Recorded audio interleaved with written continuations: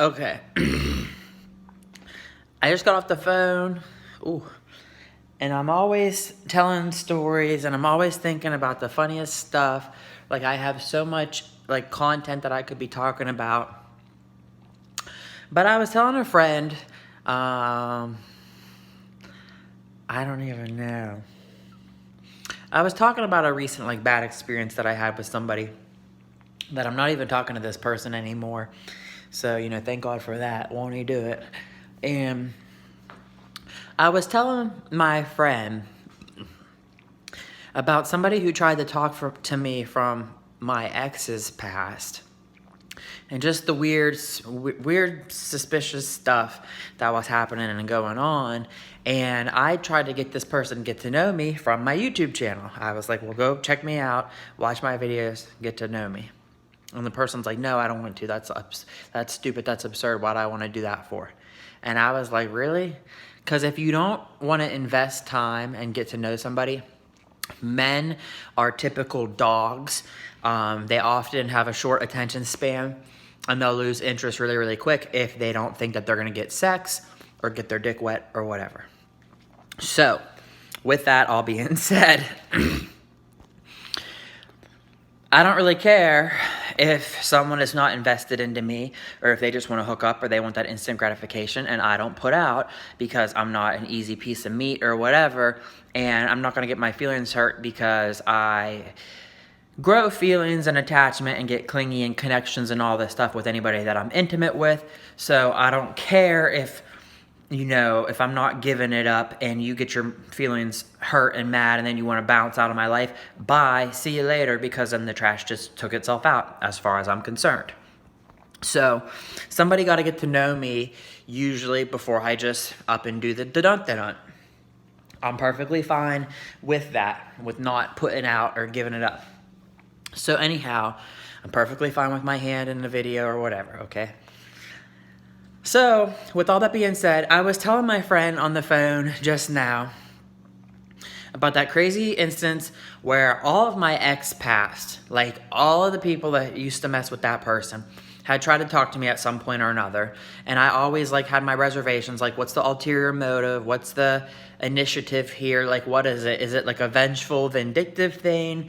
Is it a retaliation? Is it some kind of ulterior motive? And I'm not here for that, because whether you had like a rivalry competition or whatever, like I'm just not here for it. And I kind of hate in the gay community where everybody has been with everybody and everybody talks smack on everybody. And also, it's a shame too, because in my very first relationship ever, when that ended, my ex had got the disease, the STD, but then he went on to tell everybody that I had a disease, which was not the case, not the truth. But also, since I've been out since I was 23, and I'm 30 now, it's 7 years. Also, all over Pittsburgh area, it could be Pittsburgh, Youngstown, Cleveland, whatever, people used to all the time think that they were talking to me via the hookup apps because somebody was using my pictures, catfishing them. Someone from Pittsburgh even went as far as created not just the fake hookup apps like Grindr, Hornet, Jacked, Manhunt, Adam for Adam. Someone from Pittsburgh was actually making up Instagrams and Snapchats using my pictures. Now, granted, this was back in the day. This isn't anything recent, but it just got me going. Like, I kind of just want to tell these stories because, like I said, the content for my channel, I feel like if it can help somebody, if it can relate to somebody, because I've never met anybody who thinks the way that I think or views the beliefs that I have. I'm just a rare breed, okay, people? But maybe someone, how I said I've struggled with being gay and fitting in the community, maybe someone else is going to go through what I was going through with the depression, with the anxiety, with the struggle of being gay or coping, not feeling welcomed or like you fit in or belong, not having real true friends because the only friends that I've ever had was the ones who was trying to get with me. And so, like, whenever this stuff comes to light, you obviously get mad and upset about it. So, like, in Spanish, I'd be like, no hoy diablo, like, not today, Satan. Or bye, Felicia would be adios, Felicia. So, Anyway, though, I was talking to my friend on the phone, telling him a story about a recent situation I had. A recent situation I had was with this older man, and I'm not even going to say his name, but he lives very close to my job. And I'm not even going to badmouth the guy because I don't have to do that or nothing like that. But like, we just didn't click, and I had never been with anybody older, and I wasn't with this person. Let me just start that before anybody jumps the gun. This guy really wanted me to hang out with him, and how I was talking about, I tried to send somebody my YouTube channel, and they got really mad about it. They got real bent out of shape about it. Also, on them hookup apps, I will often try to get somebody to see my other social media because I want to make sure that they're not fake, because I don't want catfished. I'm not trying to waste my time. And a lot of people are insecure about their looks, or they're paranoid, they're whatever. I don't care about that. If you're hideous, you're ugly, whatever, fine. I get more pissed off. Don't waste my time and then lie to me, making me think I'm talking to somebody that you're not who I'm talking to. That pisses me off. So, and just on the other end of the spectrum, I've had people say that I catfished them, where they didn't think I looked in real life like my pictures, whether I was not masculine enough or not tall enough, or my ugly acne scars, whatever. People can be really fucking shitty. The gay community can really, really suck. The ignorance and how mean and cunty and douchebag and the bitchy, the catty, they can be that way. They can be so judgmental, okay? This happens forever. I told my old friend from high school, the white boy who got accused of being racist, when I don't think he was a racist, he told me a story of something that had happened to him where people was writing like faggot and queer and all this bullshit on his stuff. When I finished, when I was in beauty school and my first relationship ended, I was a virgin till 23. I was like 26 and a half at this time. And I had to leave beauty school because my ex was in there harassing me all the time. When I came back to beauty school after 5 months had passed, my paperwork with my hours of logged hours and services that I did, somebody wrote slut all over it. And I was like, really? I was a virgin till so late and I hadn't even been with anybody else, but whatever. And everybody knew that that ex was a cheater and abusive on me, but yet I'm the slut. So I'm the school slut. Yeah, come through. And I used to know a whole bunch of students who was messing around with the faculty and administration and all this and that, but we're not even going to get into that because that's the past. The past is the past. Don't look back at it. Move forward. Keep it pushing. But the long story, so there was an older gentleman that I tried to get to know, and I never been with anybody my age or older, and I thought like I would look for, sorry, I'm licking my lips so much, that Burger King. I was thinking about, I need somebody older, who doesn't play games, who's not interested in wasting time, who doesn't just want to fuck, like they want an actual relationship, so on and so forth. This person put such a bad taste in my mouth. And let me just tell you, it's a lot of hilarious, the shit that went on. So I hung out at his place one day after work, and it was late in the evening, and it was for only about 10 or 15 minutes that we just kind of talked. And so I was really nervous, had a lot of anxiety about meeting him. I didn't want to meet him. He had a little dog and a cat. I was like, okay, I can like play with these animals, and then I'm not so nervous. And then weeks passed, and I didn't hear from this person, and no, we didn't fool around or do nothing, and I was like, well, he must not be into me. But then I always seen him on the app, so one time I just messaged him, oh, you forgot all about me. And he's like, oh, no. So then we started talking again, and I said, well, we need to like hang out or get to know each other. Like, sorry, I'm nervous and awkward, that's just how I am, but he's busy with work and whatever, and I'm busy with work. So he had said to me that he wanted to take me out like on a dinner date.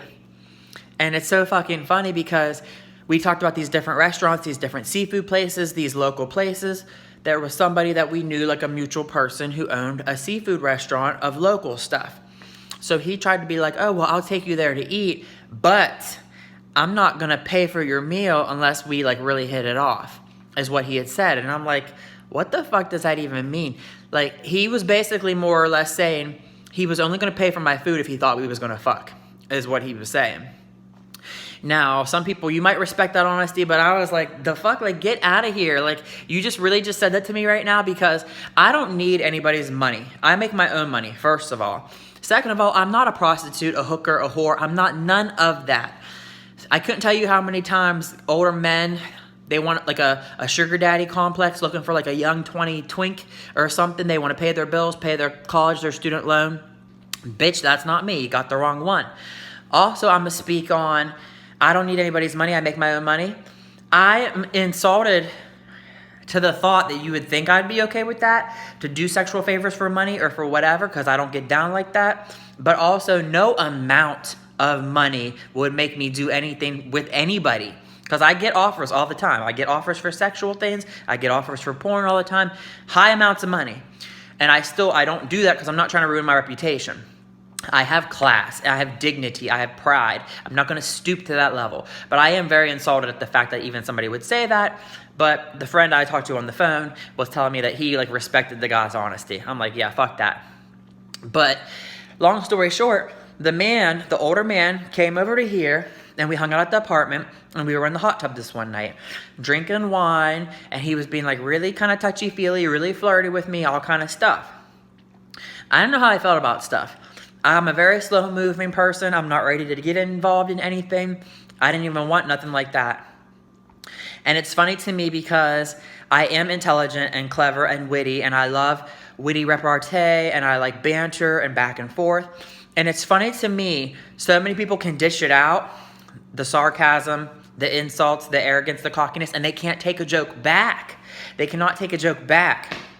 So he was like really touchy-feely on me in the hot tub and like playing with my feet and wanting to pull me in the water. And I was like, back up. Like, don't touch me. Get out of my personal space, out of my bubble. Like, I'm not here for that. Sorry about it.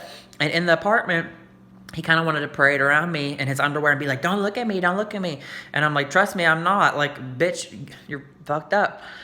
And long story short, we were like, I have a smart mouth. I have a slick, smart mouth. And it was hilarious to me because he went to use my bathroom for something or other. And I'm in a handicap apartment here. So there is a bench in the shower.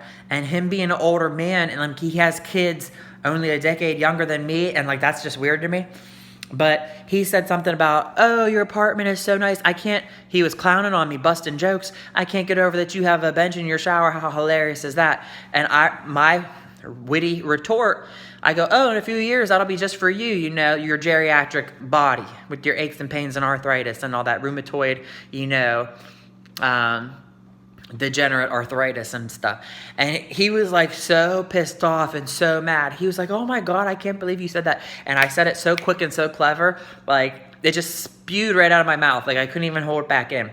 People who know me, not only am I honest to a fault and blunt as all hell, I open my mouth, I insert my foot. Like, that's what I do. Like, I keep it real, keep it 100.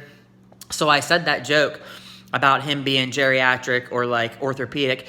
It was hilarious. It was so freaking funny. It was so funny to me. Like, I was dying, rolling in my grave. The kid I just told on the phone, like, laughed so hard about this story.